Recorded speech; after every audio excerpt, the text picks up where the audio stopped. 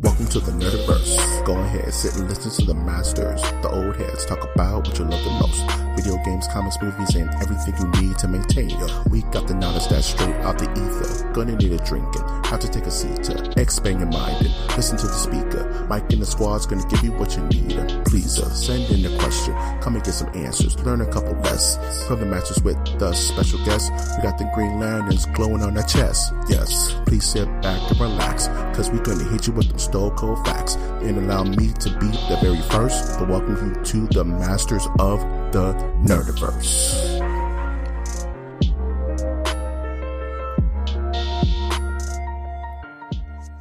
Welcome to the Masters of the Nerdiverse podcast, where we always have such sights to show you. This ethereal land park of a podcast can be found on iTunes, Stitcher, Spreaker, SoundCloud, YouTube, iHeartRadio, Google Play, and Spotify. I'm, of course, your host, Mike G. And back with me, as always, is my also host, the Mecha Godzilla to my Godzilla, Winter Trash Monk the Third. Hey, everybody, how's it going? What? This is Trash Monk the Third, Trash Monk I. That's Trash Monk I. And I'm coming at you live from the trash bunker. I got literally trash all around. I need to take some trash out. Take some trash out tonight and have a good time. Happy to be here. Happy to be alive. And all that jazz. All that jazz to make cash. All about that jazz. All that jazz. No trouble.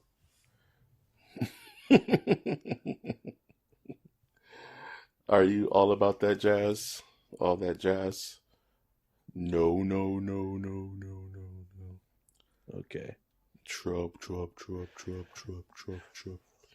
How's your week been, Mike? My week's been okay. I'm gonna try to keep this ball rolling. You want to keep this sausage sizzling? Yeah, we went a little too crazy last week. We need to chill it down. I've been told that we should get crazier, man. To who said that? The voices. If it's Austin, we can't say we can't trust it. No offense. Why do you keep upsetting our dungeon master? He just makes things worse. The trick is, I just dig a hole so deep that it's just circular. You start coming out the other side. Yeah, that's some as above, so below stuff right there, dude. Uh-huh. You ever seen as above, so below? Yes, man. Yeah, man. We gotta do a MOTN reviews on that flick, Doug. What have I been doing this week? I was watching the Oscars, like the rest of the earth. Watching the XFL. I watched that. We could talk about that. Yeah. Because that's like nerdy football because the WWE's connected to it, I guess. guess. Yeah, it's pretty much in the nerdiverse. That's the one of the that and Blitzball and that weird football that were playing the Starship Troopers. That all of that's in the nerdiverse, dude. No, spike ball, hacky sack. Hacky sack's not in the nerdiverse, Doug. Gwent is definitely in the nerdiverse. Yeah. Absolutely. Yeah, so... And I've also been thinking about Frankensteining my own video editing PC. Ooh. So I've been doing a bunch of research. So you can do all your conspiracy theory videos. Yeah, man. I can do my own Marble Hornets now. It's going to be great. And I'll be able to have like a 90-second, 5,000 episode kind of trek on YouTube that's not monetized. Don't be a YouTube truther, all right? That only cover the drama of YouTube. Okay, fair enough. Dang it, now I have to throw my whole plan out because that's the only reason I wanted it. H3's dead, and hear the hour video to show that they're dead. Drinking Coronas will cure the coronavirus. No, stop. I mean, I like the idea of I always like the idea of like a YouTube channel of fake conspiracies, but you just do it full, like real. You don't bite into the joke at all. You take it so seriously. I like the birds aren't real. I love birds aren't real. Have you ever heard of what was it called? Like group docking or something like that? No. Or like gang docking or something like that, where there's a theory. It's kind of like a Truman Show effect where there's like 50 or 60 people that constantly watch you all day, but they rotate out and they look like strangers. But you can't tell who's part of it and who isn't. I got to get the name of that right. But yeah, that's real. They assign like 70 people to follow you around all day. Yeah. Unless you're in a small town, then that doesn't work. They just assign like 2 people. They put on different costumes and silly hats. You know what I mean? And it's like, I know that guy. He just jumps into like a moving van and they roll out. Conspiracy broken, dude. What else did I do? I beat Borderlands 3, which was neat. Which I got my butt kicked immediately after in like New Game Plus. And I was like, oh, that's not fun. And I had to turn it off. Like, that's not fun. So I'm going to have to get back on that. Latour. But yeah, I'm just kind of thinking about Frankensteining my own video editing rig with a beefy enough processor to play games on it. I'm trying to think of a song. Alice Cooper's Frankenstein. Feed my Frankenstein. You do. Of course you do. Yeah. Yeah, no, I know all the horror themed. Name musicals. The movie that has that song in it. Wayne's World. Okay, good for you. Yeah, man. Yeah, he has a little whip. That's your generation's video. Oh, okay, boomer. Yeah, he tells the history of Milwaukee. He tells the history of Milwaukee. Mm-hmm. I love me some Wayne's World. But that's been about it, man. Yeah. Haven't done much. Just watched a lot of TV. I tried watching Lock and Key, actually, because that came out. And is it a children's show? It feels like it, man. The vibe of it is completely different than what I thought it was going to be. Mm-hmm. I thought it was going to be more in line with like Haunting of Hill House. You know what I'm saying? I thought it would be this dark kind of like slow burn. But no, it feels like a mixture of Casper with Christina Ricci and like the Twilight Zone. It's a weird feeling. I watched the first episode and I was not feeling it. It was way too the cliche of the kid saying, "You gotta believe me," and the whole family's like, "Nah, bro, you lying. You're just a dumb kid." Yeah, play with your flapjacks or your jacks. Jumping flaps. You know, your jack and ball. Jack with your balls. So what do you call that? The thing where you have the ball that you bounce and you grab some jacks? It's jacks. It's just called jacks. Okay. Yeah, but what do you call it? But what do you call it, though? You play that when you're fighting off polio in the 1920s. Ring around the rosy and all that fun stuff. But yeah, I'm going to try it again because I like Joe Hill. And this is one of those series I've been waiting on, and I totally slept on it. It was like, oh yeah, it's out. I'm like, what? So, yeah, the first episode didn't wow me. It definitely had some Stephen King-isms in it. Uh-huh. Small, kind of mid-Atlantic town with a secret kind of situation. It just seemed more Goosebumps and not as much Tales from the Dark Side, But I don't know. I can get into that kid's headspace too and enjoy it as its whimsy. It's just the flavor of it completely threw me off because that's what I super wasn't expecting. But Sean Ashmore from X-Men's in it, so that's pretty cool. Spoilers. Spoiler alert! Spoilers. Spoiler alert! Crucify me. I lay upon the cross. I lay on Calvary. Crucified. How's my week? Yeah. You didn't let me finish my weird, Judeo-Christian, what I was doing. What were you doing? I don't know. It was weird. I felt like I was in a Demi Booger video for my metalheads out there. Demi Lovato? What about her? Okay. What'd you do with your week, man? Didn't watch any of the award shows. Forgot to make my picks. Your hot picks. Your hot takes. I've been busy getting over a cold right now. Oh no, Winter has the sniffles. Finished Boston Legal, folks. Danny Crane. Yes. And in honor of that, I changed my ringtone on my phone so that it's no longer sail. So now it's Boston Legal theme song. Wow, wow, wow, wow, wow, wow. All right. I thought your ringtone was hood rat, hoochie mama. Hoochie mama, hood rat, no. hood rat. I have class. Wow. So you're saying people who listen to that song do not? Question mark? It's got the word hoochie mama in it. Well, it's a noun. It ain't the Ritz, baby. I will pay money to hear a Bing Crosby remix of that song. You gotta have style, hoochie mama. Yeah. I remember there was this weird version of Down with the Sickness. It was almost like a get up, come on, get down with the sickness. Yeah, I have a very crazy memory about that song because that's the guy's whole musical career, doing like lounge versions of songs, right? Yeah. So I had this on this mixtape, and I forgot it over like my girlfriend at the time's CD player, and her dad heard the song. It got to the part of the song where he's just cussing for like a minute straight. He walks out of the bathroom and just snaps my CD in half with both of his hands. He was so bad. And I was like, my CD.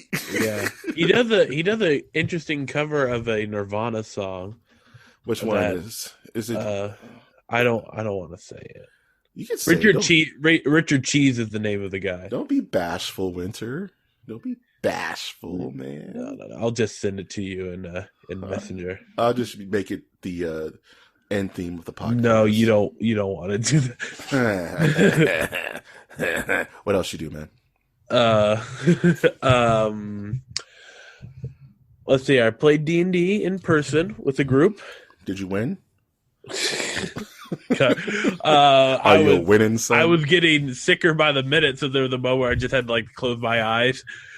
Close your and it probably looked like I was just like imagining what was happening in the game, but then I would like, I need to lay down on the ground. I'm dying, guys. Yeah.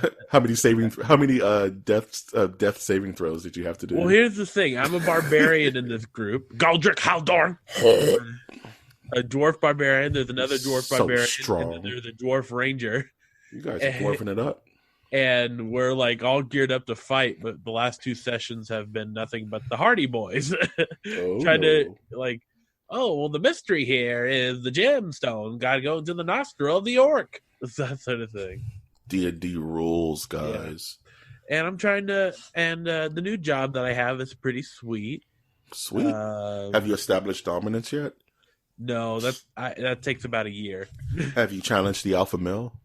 No, but I've definitely slipped into the nerd culture there. Where you found your brethren? I found there's a guy there. Shout out to this guy if he ever listens to this. But he plays Black Desert online during his breaks. Good stuff. And then I brought up Magic the Gathering, and we might be getting like a MTG group going at this place that I work at.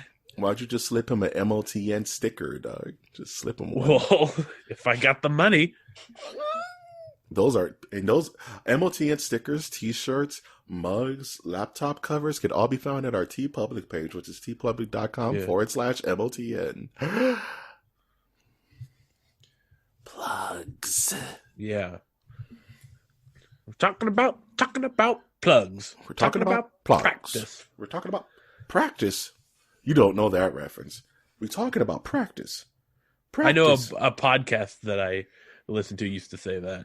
Bro, we're talking about practice, Doc. Is that from the show The Practice? I'm okay with the practice being mentioned on this podcast only because of Berluti, because he was the realist. Was he the black bald man? Nah, the one who his nostrils were always flared. Nah, Berluti was the pudgy little Italian dude. Who was real smell bashful. Everything. I could smell the earth. I could smell the sky. Worst mutant power ever. I'm sure I brought it up on this podcast before, but that Tick episode where Arthur got turned into a giant tongue. No. He was walking around. You've never brought that. I can taste the floor. I can taste everything. He's freaking out. Someone punches him. He could taste the guy's fist, and he like heaves. He's like, your hands are so dirty. It's so dumb. Speaking of dumb things, you want to do a poll of the week? Yes. Polls. Pose.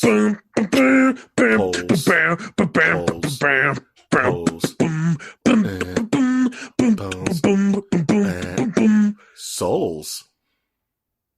So it's gonna be huge. It's gonna be, don't bring Huge. that. Don't incant that man into this podcast. Because then the parademons will show up and we'll be dragged to apocalypse. Yeah, Mike G doesn't want me to sully his name. Don't sully the name of this podcast. Sully. That being said, he does kind of look like Granny Goodness. Anyway, the Oscars happened. Yeah. One of us watched. One of us was off playing D&D. Mm-hmm. Who made the better decision? You let us know. Well, if I had money riding on it, I should have watched it. Is there competitive betting for the Oscars? I would. I want to have a group of people that I watch the Oscars and award shows every year that we try to guess who's going to win. And normally I'm fairly accurate who's going to win. It really helps if someone dies. Dang. You're not wrong. You're not wrong. Yeah. Yeah. So that's a little secret I learned when I was in high school. Pro tips infinite. Yeah. So I asked the Nerdiverse, out of all the nominations this year, which were some of the biggest snubs of the Oscars? Movies that were ultra good but did not get a nomination. And the options I gave were Uncut Gems with Adam Sandler. Apparently he was amazing. Dolomite is My Name. Eddie Murphy. I could vouch for that movie. It's amazing. Honey Boy with Shia LaBeouf. I need to watch that. I heard it's amazing. And Booksmart, which I've been hearing a lot of things about, which caught my ear enough to put on this list. Who would you say? Have you seen any of these films, Winner? No, but from the amount of chatter that I've been hearing, chatter, Uncut Gems is definitely the one that got snubbed the most. Yeah, man, because so did the Nerdiverse think that, because Uncut Gems got 55.6% of the votes, making it the winner. Booksmart got 22.2%. Mm-hmm. Dolomite is My Name, and Honey Boy tied at 11.1%.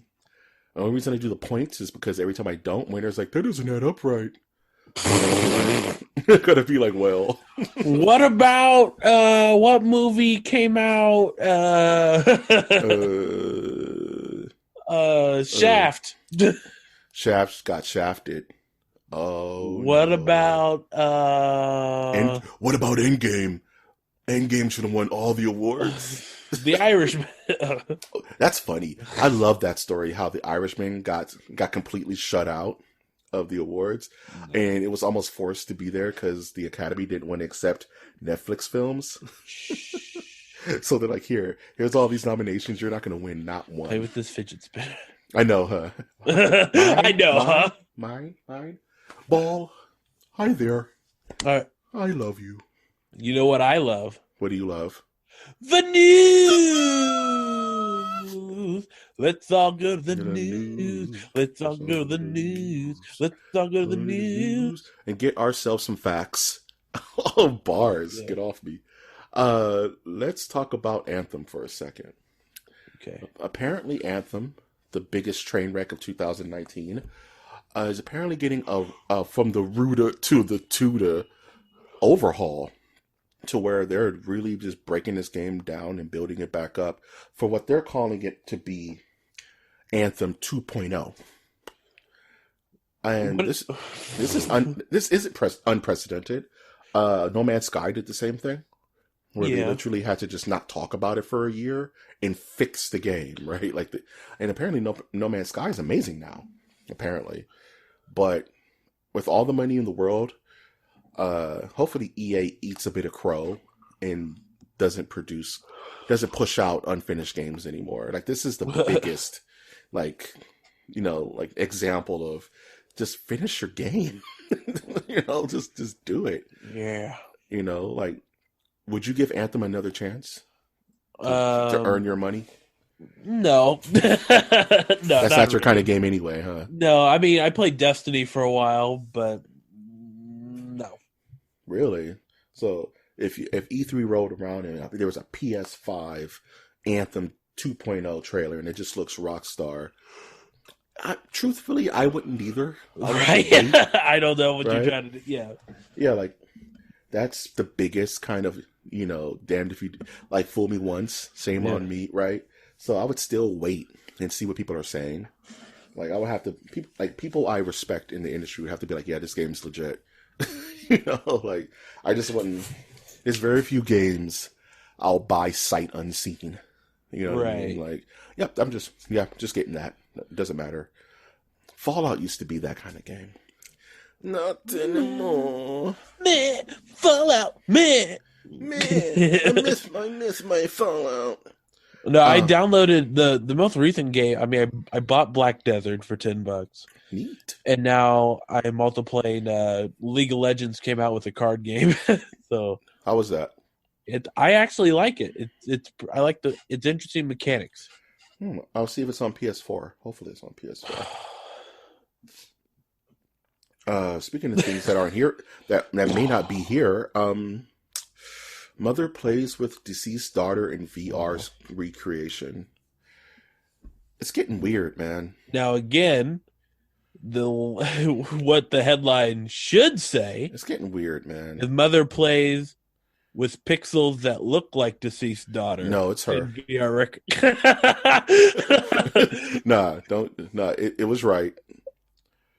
So we were just talking about hologram grandmas at Coachella, right? Were we? Yeah, we were talking about you're okay with having a hologram of your grandma at her wake. Oh yeah. And now we have VR headsets where you can play with your child and not learn the coping mechanism of moving on and play with pixels that look like your child. No, it's her. They did a transcendence and just downloaded her brain into a. But PS4. It's just something that we need to point out. I feel like because a lot of people like start losing their minds with these articles. It's really great. Okay. Remember in Iron Man, Captain America: Civil War, where Tony Stark was like he went back to when he was a teenager to kind of relive the last moment he had with his parents before they died by the hands of the Winter Soldier. Spoilers. Are we getting to a place where people are just going to download like their lost loved ones in VR and just never leave, like a Ghost in the Shell kind of situation? I don't know because that's really always dark, dude. That's always a consideration that could happen. Like that's fun to talk about, but still, there's the fundamental difference between me. I could spend time with this person without headset, but now what has changed now that I need this headset to look at pixels of them? Oh, it's because they're dead. So, again, it goes back to like I get these articles need to like sensationalize it to get people to read it. Yeah. But we need to, if we're going to start talking about this type of stuff of like how you can talk to loved ones who have long passed, we need to be serious, which is that they are not them. Tell that to someone who's grieving, dude. I'm not baby. I wouldn't even. Baby. I'm sorry. I would never put yourself in the situation. That just seems like torture to me, dude. Like what? Like that just seems no. Yeah, like, that's the whole other thing too about how there's no. I mean, to whoever, there's no comfort in that. Yeah, man. It's like, hey, you do. I'm never gonna be the person to go like, you can't do it. You do what you want. Do you, man. But I'm saying, just know that I would not do it. That's I would have to advise people not to do it either. That's some Pet Sematary stuff right there, yes. Dude. Like, you imagine you're playing the game and it glitches out and your baby's face just melts into a digital mess? That would jack you up, dude. Like, this is the thing. This is what got me. Because this has been, like, since I was in high school, I've heard stuff like this. Straight up Pet Sematary, man. There's a scientist, I can't remember his name, but he was talking about how, like, we could back when I was in high school, I remember like them talking about like putting all our data onto discs in the future, and then like I want to talk to Grandpa, and you put this disc in, and you can talk to Grandpa. I go, Well, last time I checked, most grandpas don't require a disc to talk to them. So technically, you're not talking to your grandpa. You're talking to recorded data of your grandpa. No, it's grandpa. Your grandpa's dead. No, but what you're talking to is a digital copy or like a digital mask of him. Okay. It goes back to, I don't want to stay on this for too long because this is a fascinating conversation. But it goes to the people who clone their pets. Yes. And it's not your dog, dude. This is a completely different creature. Right. That's not the dog. It's a creature that has been cloned. Been cloned. Therefore, it's just it's literally Pet Sematary. It's just the flesh, man. It's not the personality. It's not the years of affection that this creature has attached to you. It's gonna look at you like you're something to eat, man. It's gonna look at you like hashtag bring back common sense. Okay, let's go next. Let's move on, man. Oh, digital Pet Sematary. We're going to talk about Dragon Ball Z. Yeah. We're going to talk about Dragon Ball Z. Yeah. Hala, Henchala. I gotta be the very best. That's the Dragon Ball, the fighters. It's not the same. Oh. Don't upset me. Yeah. This is Mike G's trying to yell, but not yell too much because then the cops are going to get called. 110%. I call that my quiet rage. You guys like it? I'm yelling so loud. Keep it down over there. Shut up. Sorry, someone starts banging on my wall. Yes. So Dragon Ball Z Fighters Season 3 was announced, and we're going to get ourselves some Ultra Instinct Goku, which makes like the 7th or 8th Goku that's in this game. Yikes. And we're going to get Kelfa, which is one of the only female Saiyans that actually fight. So that's kind of neat. Representation matters. Get Kelfa, or at least the separated versions of those two Saiyan, should have been in this game from the jump. I don't know why it's taking so long to get him in the game. Because there's a real dearth of female fighters in Dragon Ball Z Fighters. Yeah. Or Dragon Ball FighterZ, as it were. So, this was a highly anticipated fan ad. Because, like, why aren't they in it? Why? So now they showed the trailers for the characters, and of course, Dragon Ball FighterZ is one of the most beautiful fighting games ever made. It looks better than the animation. It's better than the anime. And seeing these characters come to life, even though I super didn't want another Goku, but can we get like Janemba? No, we already have Janemba, actually, I think we got Janemba. Dang it. I haven't played that game in a long time because I don't like its battle system. Speaking of fighting games, this is kind of nutty. So, Evo is coming up, Evo 2020. And I always talk about this every time it comes up. And it's the fighting game tournament to end all fighting game tournaments. It's the Super Bowl of fighting game fans. There can be only one. There can be only one. So the hottest fighting games that are out currently are all subject to win like tens of thousands of dollars. And it happens in tens of dollars. Tens of dollars. And it happens in Vegas, and people fly around from around the world to compete. From Japan, from Brazil, Spain, all that good stuff. But one of the surprises is that a game from 20 years ago, it's making its return to the Evo circuit. And it's one of my fighters. Shaq Fu. And this is one of my favorite video games of all time. And that's Marvel vs. Capcom 2, New Age of Heroes. To celebrate its 20th anniversary, they're going to have a Tournament of Champions, Marvel vs. Capcom 2 tournament at Evo on the main stage. And you might as well have rung like a Lich Bell, because all of the old 40 years and over fighting game fighters are just all waking up like, Marvel 2, I can win like money, and they're all just coming out the woodwork like, I got to start training again. Here come the money. Here come the money. Here we go. And it's also bringing up whispers like it's the 20th anniversary of Marvel vs. Capcom 2. Evo's usually a place where they make announcements for new games. Could this be an opening for Marvel vs. Capcom 4? Could we get a revamp or a remaster of Marvel vs. Capcom 2 for the new generation? We're all just kind of on pins and needles right now because This is a game that has been gone from the Evo circuit for like 10 years now. They haven't played it on the big stage in forever. And Marvel's kind of dead right now because Infinite was so garbage. So we're all just kind of super excited to see that game played on the big screen again and see all these old heads like Justin Wong, Yipes, Clockwork, all these crazy fighting game guys from like the 90s and 2000s wake up from their tombs, and come and be on the big stage again. Especially the ones who don't participate anymore. Justin and Yipes still do tournaments from time to time, but yeah, there's some other heads out there that are gonna come from the woodwork. So that's gonna be the most interesting game on the tournament, I would say. So I'm really excited for that. Okay, Winter, who are your 3 characters you pick in Marvel vs. Capcom 2? Go. Spider-Man. Yep. Bison. I was about to say Joe Biden. Yeah, get your words straight, Jack. Get your words straight, Jack. Okay. Spider-Man, Bison. Okay. And Cyclops. Wait, no. Rogue. That's not a bad team, my man. I'm not going to kick it out of bed. You did it. I'm proud of you.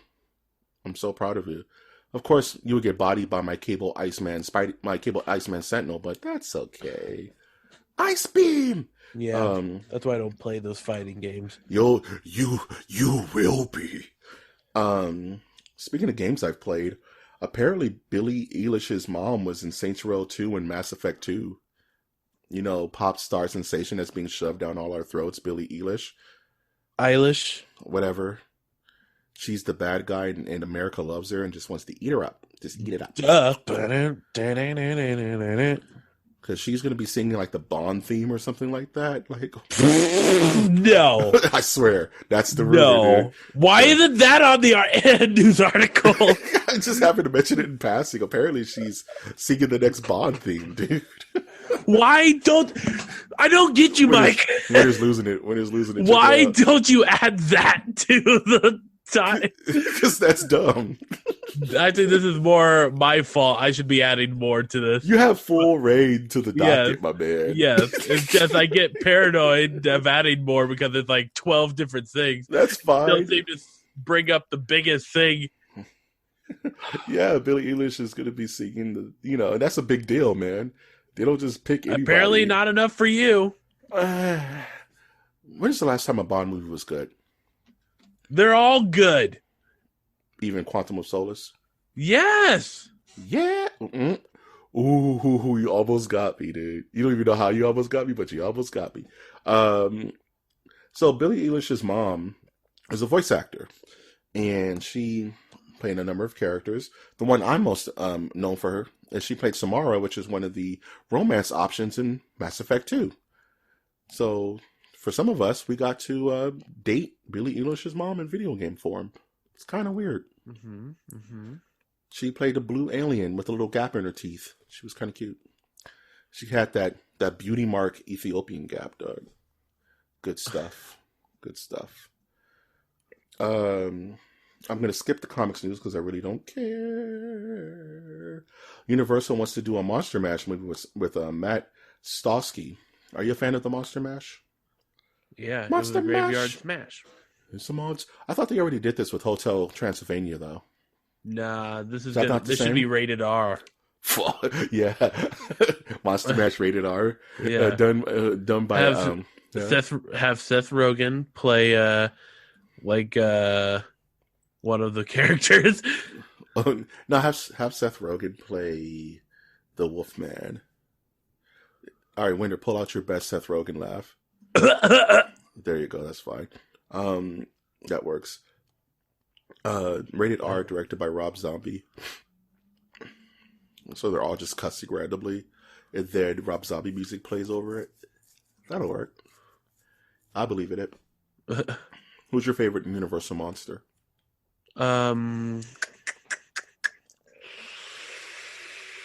Who's your favorite? Who's it? The scariest monster? Who's your favorite? Who's your favorite? Make an assessment. My favorite. I like Dracula. I like Dracula. I like Van Helsing and all that. Dracula. Who's your favorite Dracula? I like Gary Oldman. I feel it. Yeah. You would have got extra points if we said Christopher Lee. Oh, could you say like who's the scariest Universal monster? Who's the scariest Universal monster? Harvey Weinstein. That hit me right in the diaphragm, dude. Okay. Speaking of Hollywood, we lost Kirk-Douglas, man, at 103. That man lived a life, Doug. Spartacus. Okay, name another movie that Kirk-Douglas is in other than Spartacus. He was in. Can't you hear? I remember something. This is the sound of Winter checking his phone. You hear it? You hear that loud audible typing in the background? Well, I remember him wearing some type of World War II helmet. He was wearing a helmet, yeah. What else was he wearing? He was in The Vikings in 1958. That's your favorite movie? What's the plot of it? My favorite movie is Paths of Glory in 1957. What was that one? What was that one about? Oh no! For real, the movie that I did watch when I was little was 20,000 Leagues Under the Sea. Okay. You win this round, Inspector Gadget. The next one will be mine. Yeah, just want to take a second. I can't think of any other movie that I've watched with a minute. I've watched more Michael Douglas stuff than Kirk-Douglas stuff, but that's more my that's closer to my generation. But yeah, Hollywood lost the. Come on, Mike. Be honest. No, it's Kurt. I saw Spartacus in the theaters. Speaking of things I'm going to see in the theaters, apparently Sam Raimi is going to be taking over directorial responsibilities for Doctor Strange and the Multiverse of Madness. So I kind of like that. Sam Raimi, of course, has a history with Marvel Comics because he was the one who directed the first 3 Spider-Man films for Sony. Also director of Evil Dead, Drag Me to Hell, Darkman, #, go watch Darkman. In a new movie about alligators, right? Did he direct, what was that called? Crawl? Did he direct that? Crawl. Hear the audible sound of Winter checking his phone, guys.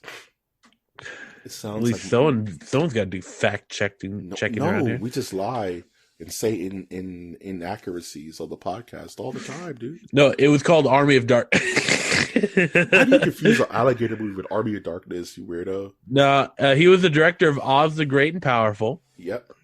That was a tank, sadly. He produced 2020's, well, I guess it's going to come out, The Grudge. Pull up the... Crawl. Yeah, pull up the IMDb synopsis of Darkman. Do me that favor. Okay, synopsis. I want to hear you talk about Darkman and how. Yeah, I like Darkness. I like Darkman is awesome. The elephant. I for a long time I thought they were going to do like a crossover of Dr. Giggles and Darkman. Dr. Giggles versus Darkman would rule, dude. Yeah, because they had the same actor, and I could my cognitive knowledge was not there yet. So plot summary of 1990s Darkman. Yeah. Let's go with the middle. There's a lot of them, but we'll go to the middle one. The middle one's fine. Peyton Westlake is a scientist who has discovered a way to produce synthetic skin. This could revolutionize skin grafting, except for one minor glitch. The synthetic skin degrades after 100 minutes of exposure to light. 100 minutes. When gangsters attack Peyton, he is horrifically burnt and assumed dead. In his quest for revenge, Peyton, a.k.a. the Dark Man, is able to take on the appearance of anyone using the synthetic skin, but he only has 100 minutes per disguise. You will hand me the memorandum before I finish my cigar. I remember that. I love Darkman so much. So you know what part I'm talking about? Yes. He was like, "You will give me the memorandum." I'm like, no, man. And I take 100 minutes to finish the cigar. I take 105 minutes to finish this cigar. And then Darkman flies into the ocean, dog. That was our Darkman. Or I like how he gets angry because somehow he's now super strength when he's angry. Yeah, and he breaks a guy's fingers at the carnival. Yeah, I'll give you the pink elephant. The elephant.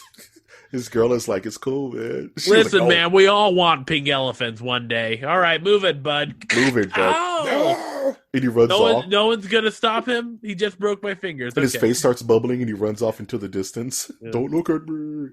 Darkman rules, dude. That reboot Darkman, somebody. Sam Raimi, if you ever hear this podcast, get Tyler Perry to be Darkman. Get Liam Neeson. Hopefully he's recovered from his anger management and Son of Darkman, dude.